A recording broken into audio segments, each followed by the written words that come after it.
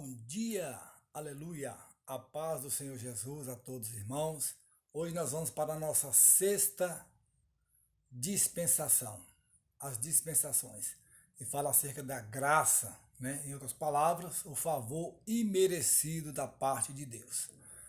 Ela vai da morte e ressurreição de Cristo até o arrebatamento da igreja. Meu Deus, o que acontecerá entre esta morte e ressurreição até o arrebatamento? Qual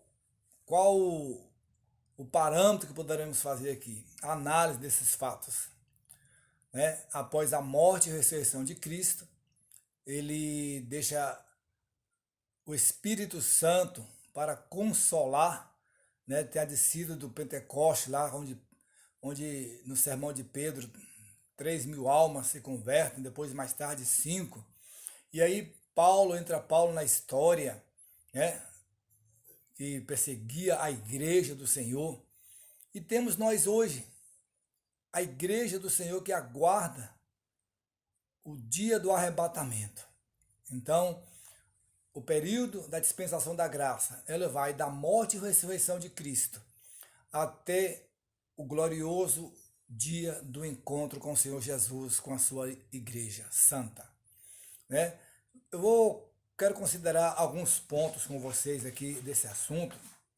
Eu deixei algumas coisas aqui para a gente pontuar, para não ficar meio vago. Então a gente vai só resumir aqui alguns pontos.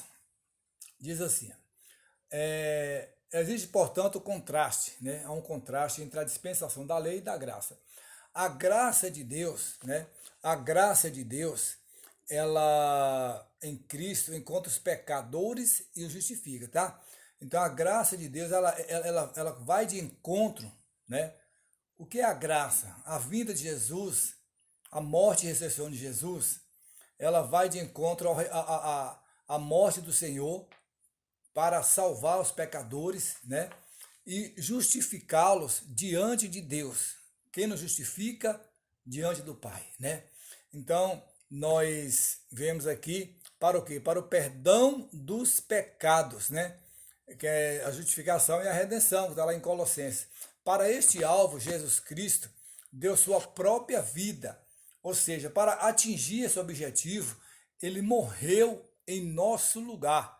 Então, a graça, irmão, foi a redenção, foi a consumação, foi assim o complemento da obra divina para preparar a igreja para o grande dia do arrebatamento e, consequentemente, a nova Jerusalém que está preparada para os salvos e remidos no sangue do Cordeiro. Amém? Tem alguns pontos aqui. Eu quero destacar com vocês os mandamentos, com exceção do quarto. Os mandamentos, olha bem, nesse sentido, porém, a graça não anulou a lei. A graça não anula a lei. O próprio Cristo disse isso. Não vim para anular, vim para, né, para cumpri-la. Então, mas os mandamentos, com exceção do quarto mandamento, que é o sábado, foram repetidos, com exceção do sábado, né? O sábado é mencionado nos Atos, né, somente como referência aos judeus, tá? Ele só é citado com referência aos judeus. Então, tem algumas circunstâncias aqui favoráveis acerca da graça, né? O próprio Cristo começou essa dispensação, né? A dispensação da graça, ela se inicia com Jesus. Ele foi a voz de Deus, né, ao homem. Está escrito lá em Hebreus. Ele foi a voz do interlocutor divino aqui na terra. Por isso que nós pregamos e ensinamos que ele foi 100% homem, 100% filho e 100% Deus. Outra coisa, outro ponto importante. Ele logrou a obra da redenção que Deus lhe havia encarregado. Ou seja, ele cumpriu a obra da redenção, está escrito em João 17, a qual ele foi encarregado pelo Pai. Ele destruiu, outro ponto, ele destruiu todas as obras do diabo, ao fazer a obras maiores sob o poder do diabo. Tá? Ele destruiu, tá, todas as obras do diabo. Outro ponto, ele trouxe a liberdade pelo Evangelho. Ele tem uma passagem lá em João que eu acho muito interessante. Ele diz assim, ó, se pois o Filho vos libertar, verdadeiramente sereis livres. Eu amo essa palavra. A palavra de Deus é fantástica. Outro ponto, ele estabeleceu uma igreja e a revestiu com poder para continuar a obra. Olhe bem, ele estabeleceu uma igreja. Mas que igreja é essa? Que líderes nós estamos tendo na terra que têm pregado a graça? Será que eles têm vivido as bases doutrinárias da palavra de Deus? Será que têm vivido o verdadeiro evangelho da graça? Cumprido o que Jesus nos ensinou? Cumprido o que Jesus deixou estabelecido? Difícil, né? Outro ponto, com uma igreja vitoriosa, tá? Com uma igreja vitoriosa, vamos fazer um ponto aqui. A igreja não pode ceder, não pode escancarar as portas para o mundo. Não pode escancarar as portas para o pecado. Ó, só vai vencer uma igreja vitoriosa. Com uma igreja vitoriosa, todo mundo pode ouvir através dela e obter ou ao menos buscar o evangelho. Olhe bem, assim que Deus tornou mais fácil para essa geração o fazer a sua vontade. Hoje a facilidade hoje é imensa.